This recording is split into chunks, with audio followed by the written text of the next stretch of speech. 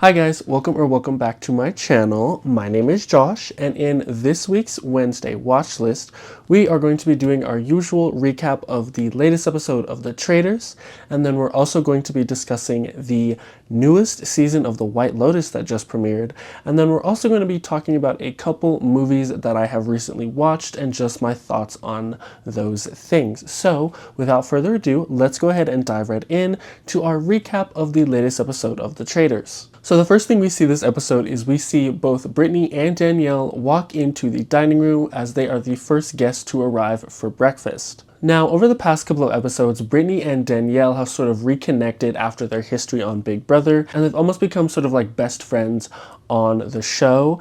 And so when they enter breakfast, and they talk about who they think is most likely going to get murdered. The next two people that walk in are Sam and Ivar, and they also join in on Danielle and Brittany's conversation about who they think is going to get murdered. And Sam conveys the idea that he thinks he's getting much better at the game since he's been sort of taking a backseat to everything and just quietly watching. And then Sam comes up with a brilliant idea as far as to how to suss out or how to tell if someone is a traitor. He says that everybody who is on the chopping block to get murdered will know what Alan was wearing, and that the only people who won't know what Alan was wearing were the traitors. And he comes up with this idea because when Tom walks into the room, Tom is talking about what Alan is wearing, and he says he's got like trendy shoes on and a big hat. And so this idea pops into Sam's head, which I have to say is a genius idea. So when Carolyn comes in, the group asks her what was Alan wearing, and this is where things start to get a little shaky. She starts stuttering and start mumbling, and she starts hesitating and not really saying what he was wearing, which makes people kind of give her like side eye, because it's like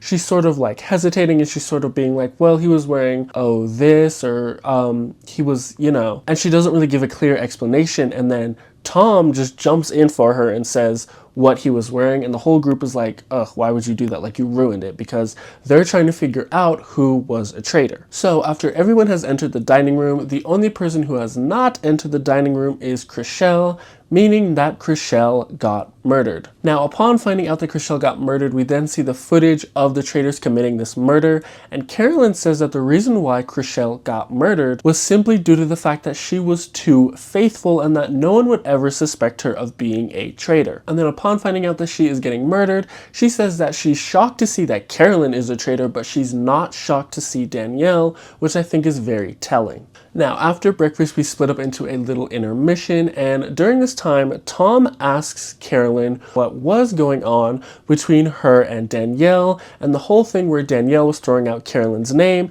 and Carolyn was finding out about all this information and essentially doing the same thing back to her, or kind of putting her on the spotlight when it came to the round table. And Carolyn just straight up tells them the truth. And she tells them the truth because she says she doesn't want to lie to them, because if she throws this whole thing under the rug, it's going to look suspicious of her, because again, Danielle was throwing her name out a couple episodes ago. So if she just simply overlooks this, it's going to come off as suspicious to the other players. So she simply tells them the truth and tells them that, yeah, Danielle was throwing out my name. Now, Sam says that they should revisit the coffin theory. Now, this theory is the theory that the traitors put one of their own in the coffin. Now, the people that were in the coffins were Ciara, Jeremy, and Nikki. Jeremy and Nikki are both off the show. The only person remaining is Ciara, which makes Sam suspicious of Ciara because, again, he's relying on the theory that the traitors put one of their own in the coffins, which just leaves Ciara. So again, he's bringing the whole group back to this theory, which is them suspecting that Ciara is a traitor. Brittany also seconds this theory because she reveals that the only other person to vote for her at the round table other than Rob was Ciara. After this, we see Danielle and Brittany playing a game outside, and Ciara and Gabby are talking to each other, and Ciara says that she thinks either Danielle or Brittany is a traitor simply because of how close they are and just how weird their dynamic seems, and that makes both Ciara and Gabby suspicious of Danielle or Brittany. After this, we're then told by Alan what game they're playing. The game they're playing this episode is a sort of hunt the doll game. In this game, there are going to be 2 teams of 5. One team is going to venture with Alan into the forest where the dollhouse is, and the other team is going to stay back at the castle. The team that goes with Alan into the forest to the dollhouse has to go into the dollhouse and figure out which dolls in the dollhouse are saying a nursery rhyme. Now, the caveat here is these nursery rhymes are backwards, which means that the players need to carefully listen to each one of these dolls to figure out which one is saying a nursery rhyme. They then need to memorize said nursery rhyme. Now, mind you, it's backwards. After they've memorized it, they then need to run over to the telephone, pick up the phone, call the other team back at the castle, recite the nursery rhyme backwards to the castle team, who will then have to go recite the nursery rhyme themselves into a gramophone and then reverse it and then try to figure out what nursery rhyme these dolls are singing. Now, I know it's a whole lot, and I apologize if I messed up that explanation, but basically it's like a really complicated game of memorization and also trying to figure out what nursery rhyme is being sang by these dolls. There are 4 dolls singing nursery rhymes, and once this team goes into the dollhouse, they only have 30 minutes to find all 4 dolls. Now, for every doll they find, they will get $5,000 added to the prize pot for a total of $20,000 added to the prize pot. Now, another caveat here is there is a shield at play here, but it's only at play for the people that go to the dollhouse. And Alan reveals that one of the dolls will actually drop a hint as to where the players can find this shield. The team that is going to the dollhouse is Danielle, Ciara, Tom, Ivar, and Brittany. The team that's going to stay at the castle is Dylan, Sam, Carolyn, Gabby, and Dolores. Now, once Alan lets the dollhouse team go into the dollhouse, they all start looking for the shield. None of them are really focused on trying to find the dolls that are singing the nursery rhyme except Tom. Tom is pretty much the only player out of the dollhouse team that's really focused on finding these dolls that are singing the nursery rhymes initially. Everybody else is sort of scrambling around for a shield, but Tom is sort of set and focused on finding these dolls that are singing the nursery rhymes. And Tom ends up being the main one that finds the dolls. He ends up essentially the only one that is going to sing these backwards nursery rhymes into the phone so that the players in the castle can decode what nursery rhyme this is and hopefully guess it correctly so they add money to the prize pot. Now, as all this is happening, Ciara goes outside to give Tom a doll to listen to it and figure out what it's singing, but then she looks down and she sees a bear with a gold chain sticking out of its back, and she picks up this little stuffed bear, pulls out the chain, and sure enough, she has found the shield. Now, mind you, everyone else is around her, so she can't hide the fact that she found the shield. Everyone is outside with them at this point, so everyone sees her grab the shield. Eventually, the team does find all 4 dolls, and they add $20,000 to the prize pot. On the way back to the castle, Ciara says that she thinks Brittany and Danielle are traitors, simply again because of how close these two have become. Once they get back to the castle, the entire group is sort of discussing who they're going to vote for at the round table tonight and who they're most suspicious of, and Danielle says that she's not going to try and sow any seeds or plant any theories. She's just going to listen to the faithfuls and just go along with whoever the faithfuls say in order to keep the heat off of her and Carolyn. After this, Sam goes to Gabby and asks Gabby who does she think is a traitor or who does she think the traitors are, and she says that she thinks it's, again going off of her earlier conversation with Ciara, Gabby says that she thinks it's either Danielle or Brittany or both of them that are traitors. Now, during all this, Carolyn has been picking up on this whole Brittany and Danielle sort of close friendship or relationship that is now formed, and she says in her behind the scenes part, she says that she actually wants Brittany gone so then her and Danielle can get closer and really work together as a pair to sort of win this game. After this, Carolyn then goes to Ciara and has a little chit chat with her, in which she reveals that a lot of players are throwing around Ciara's name, and she lets Ciara know about this. And then she also takes this opportunity to ask Ciara who does she think is a traitor, and Ciara says that she thinks it's Danielle and Brittany. And she says her main suspicion behind Danielle is the fact that after Jeremy mentioned Danielle's name at the round table, he was murdered off the show. Now, moving forward to the round table, we see Ciara start us off here because, again, most of the group is suspicious of Ciara because they're all going back to the coffin theory. After Ciara gives her defense, Sam then says that it's nothing personal, it's just that all the evidence up until this point is pointing at Ciara, and they don't really have any new evidence to go off of, so they might as well just put this coffin theory to bed by voting off Ciara. Ciara then says that she thinks that the last traitor, or the traitors that are left, are now being more reserved and more quiet simply because of the fact that the first two traitors that were exposed and kicked out of the group were very outspoken and very direct and very in control. These first two traitors, of course, being Rob and Bob the drag queen. And then using this information, Ciara then points the blame in Brittany's direction, and she says that because Brittany has been so quiet and reserved, that's the reason why Ciara thinks that Brittany is a traitor, especially with everything that went on between her and Rob and that whole dynamic that happened at the previous round table. Brittany then claps back and says that she thinks it's Ciara because, again, due to the fact that Ciara and Rob were the only two people to vote for Brittany when her and Rob's name were being thrown out at the round table a few episodes ago. Ciara then turns the attention onto Danielle and reveals her reasoning behind thinking that Danielle is a traitor, that reasoning being, of course, the fact that Jeremy was murdered off the show immediately after he mentioned Danielle's name at a round table. Danielle then gives her defense and says that if she was a traitor, she would not be murdering people she was close to because, again, she was close to pretty much everybody who has been murdered. After this, it is time for the entire group to vote, and almost everyone votes for Ciara. After this, Ciara gets voted off the show, and she reveals that she has always been a faithful and that she is not a traitor. After this, we see Dylan, Ivar, and Sam, being the only guys left in the group, go into the hidden room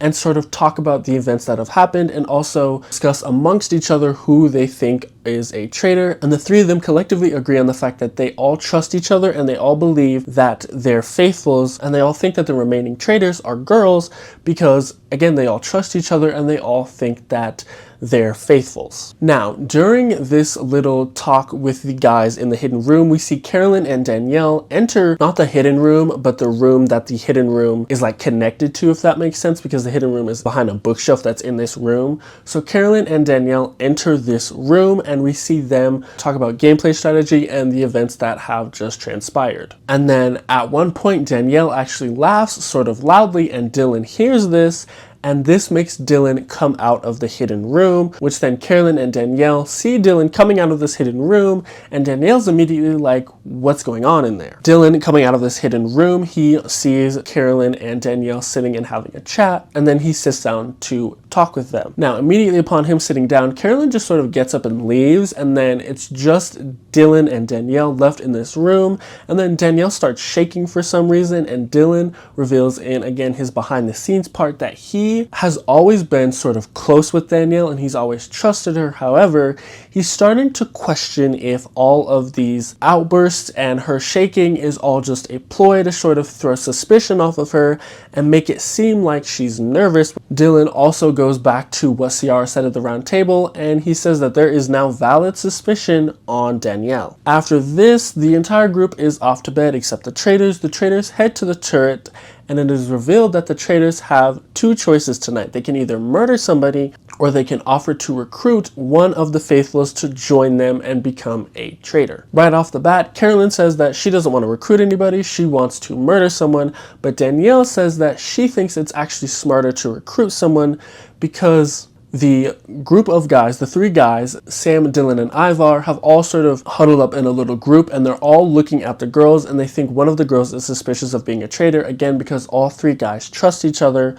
So Danielle says it's actually smarter to recruit somebody so then they can throw the heat off of the girls. Otherwise, the guys are just going to start voting all the girls off. After this, Danielle reveals that she actually wants to recruit Brittany, who is becoming sort of her bestie, and Carolyn is immediately opposed to this idea, again, because of everything that's transpired between her and Danielle. Carolyn says that the main reason why she doesn't want Brittany recruited or given the offer to be recruited is because she's worried that Danielle and Brittany are gonna end up siding with each other and working together to get Carolyn kicked off the show. And again, because of everything that's gone on between her and Danielle, with Danielle throwing out her name a couple episodes ago, she's very weary and very hesitant to essentially give an offer out to someone who is quickly becoming Danielle's best friend in the show, and Carolyn just doesn't feel secure or feel safe with that move. After this, Danielle tries to reassure Carolyn. She's like, I would never do that to you. It's just me and you to the end.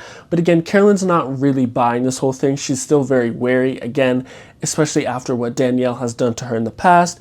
And she's really worried that if Brittany is made the offer to become a traitor, she'll become a traitor, and her and Danielle will work together to get Carolyn kicked off the show. And then that is where this episode ends. So I have a couple thoughts on this episode. My first thought is, I don't think there was going to be any way to really save Ciara. Again, because the entire group they kept going back to this coffin theory over and over again. I think Ciara's time was really limited, so I don't really see a way Ciara could have really gotten herself out of the situation. I just think it's a really bad situation to be in because, again, the entire group thought that the traitors put a traitor in one of the coffins. Now, in an earlier episode, I said that this was actually a really bad idea, that the traitors did not put a traitor in the coffin, but turns out it was actually a really good idea. So I was wrong and I was mistaken on that part. Now, more thoughts on Sam. I forgot Sam was on this show simply because he's been so quiet and so reserved, especially at the round tables. Like, he'll just be chilling. He doesn't really say much and he hasn't gotten much screen time. But now that, half the group is gone, he's getting a lot more screen time. Now, Sam says that this was actually all part of his plan and that he had really been wanting to stay more reserved and more quiet so then he could really listen in and sort of try to decipher who is a traitor. And that it was best for him to sort of stay quiet because then he could just listen to everybody's conversations and just sort of keep an ear out without drawing too much attention to himself, which I actually think is a really good gameplay strategy. The last remaining thought that I have on this episode is, again, going back to Danielle. Danielle has just been doing a little bit too much. The crying and the just like emotion and everything, it's just been a little too much and it comes off as over the top. And this is now, the third time that it's been brought up by a member of the group. Again, I really think she needs to just like tone it down, especially now in these later episodes, because as we're hearing from Dylan is starting to be suspicious of Danielle, not only because of the Jeremy thing, but also because of her crying and shaking almost every episode. It just is coming off as over the top, and it's coming off as insincere and not genuine. And that is going to conclude my recap and thoughts on the Traitors. And now we're going to move on to discussing the newest season of The White Lotus. So The White Lotus is back for season 3. And so far, I really like this season, and I do have a couple thoughts on this newest season of The White Lotus. Now, spoiler warning for those of you who have not seen the newest season. If you don't want to hear any spoilers, definitely move forward in the video. My first thought on this newest season of The White Lotus is that the title song, or the song that plays when the credits and title is being played at the start of the show, I think this title song sucks. I'm sorry, I think when it comes to HBO shows in particular, usually they have really good title or credit songs. However, I think with this newest season of The White Lotus, I don't really like it. It just doesn't seem very White Lotus-y to me. It doesn't seem like a very good title song. Moving forward, as per every season of The White Lotus, everybody in this show is weird. All the dynamics between the characters are weird, the characters are weird themselves. Something's off with each and every one of these characters, which I really enjoy, and I really like that aspect of The White Lotus, and it's something that I think they do very well. Now, as far as the characters, I am really intrigued as to what the dynamic is between the three ladies on the show, the three ladies being Jacqueline, Kate, and Lori. Their whole dynamic just seems I don't know if it's mixed between jealousy and just also hatred for each other. There's just certain lines that are dropped during this episode and certain things that are said during this episode that which I just really question, are these ladies actually friends? Throughout this episode, we hear the ladies talk about how glad they are that they're friends and how they've been friends for a really long time and how they're really glad that they're going on this trip as sort of a bonding trip and sort of to reconnect. Again, their dynamic just seems off. Throughout the episode, we sort of get little jabs at Jacqueline, but during one part of the episode, we actually see Jacqueline and Kate left alone at a dinner table because Lori decides that she's going to head to bed, and she's sort of watching Jacqueline and Kate through the window, and she starts crying. And so I'm really curious as to what's going on here. Is it that Lori is jealous of Jacqueline and Kate's relationship and that she wishes that she was closer with Jacqueline or closer with Kate? Or is it that she feels that she's not as pretty as these other two ladies? Or does she feel like she's not as successful? What is she feeling? And what is causing her to have this reaction to seeing these two ladies sort of just having a conversation at a dinner table? Like, I'm just really curious as to what's their backstory? Like, what's their lore? And I really want to learn more, especially about these three characters, because it just seems like there's a lot of depth here. And then there's also the Rick and Chelsea. Rick is like this older dude. I think he's American. I don't know. He's like this older dude, and Chelsea is like this young, funny British girl. And she seems very charming and she seems very nice. Chelsea just seems like way more into this than Rick is. Like, she's super excited to be at the hotel. She's really outgoing and really like extroverted, and Rick is just sort of kind of like, whatever, I'm not here to have a good time. It just seems like he's fixing a problem or like he's doing like business or something. And then there's also the Ratliffs, the, I guess, like Southern American family that's in this season. Their whole dynamic just seems off. Like, I don't know what it is. Like, I don't know how to describe it, but their whole family just seems off. All I'm gonna say is this, it's a really great start. Like, the first episode is a really good and I think pretty strong episode. So I'm really looking forward to seeing more from this newest season of The White Lotus. Moving forward onto movies that I've watched, I went to go see Captain America Brave New World, and I have a couple thoughts on this movie. Now, for those of you who have not seen the movie, no, I'm not going to spoil it. I'm just going to give my general thoughts. My first general thought is the backlash that this movie is getting online is just really overblown. I think that this movie was perfectly fine. I don't have an issue with it. Again, I don't think it was the greatest Captain America movie. I also don't think it was the worst. In terms of like all Marvel movies, I think this movie was perfectly fine. I think it's definitely better than some of the more recent movies we've gotten, like Ant-Man and the Wasp: Quantumania. I think it was better than that. I think it was better than the Marvels. I definitely think it was better than that. It was worlds better than Secret Invasion. As far as a Marvel movie goes, I don't really think that this movie was that bad. I just think that the hate online is so loud. But yeah, I don't think it was a bad movie. I think overall I would give this movie, like, I'm gonna go with the cinema score and I'd say a B- is like what I'd give it to. I don't think this movie deserves a C, but I don't think it deserves like an A. I think that there are things that could have been improved on and things that could have been elaborated on more in the movie, and I think the movie story could have been a little bit better. But again, I don't think it was really bad. It's not as good as it could have been. It's not as bad as it could have been. I think really what they were trying to do with this movie is I think they were trying to reheat their Captain America the Winter Soldier nachos. I think they were trying to reheat their nachos from that movie. I think the nachos have been reheated, but I think they're soggy. Like, I think they put too much cheese on there. I think the nachos are a little bit soggy, they're a little bit floppy, they're not crunchy, they're not crispy, they're warm, but the chips are soggy, the cheese is eh. So yeah, I think that's what they were really trying to do, was they were trying to reheat their Captain America the Winter Soldier nachos. And yeah, again, I'd give this movie a B.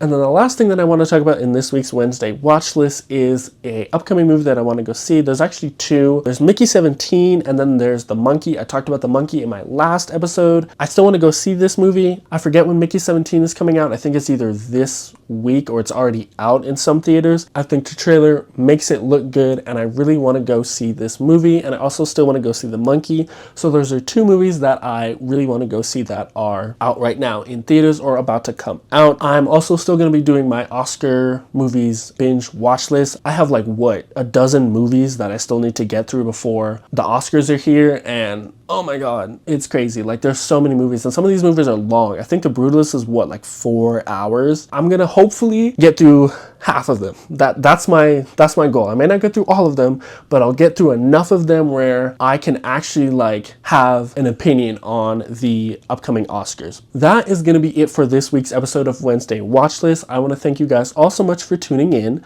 Please don't forget to like, comment, share, and subscribe, and I will see you guys all in the next video. Toodles!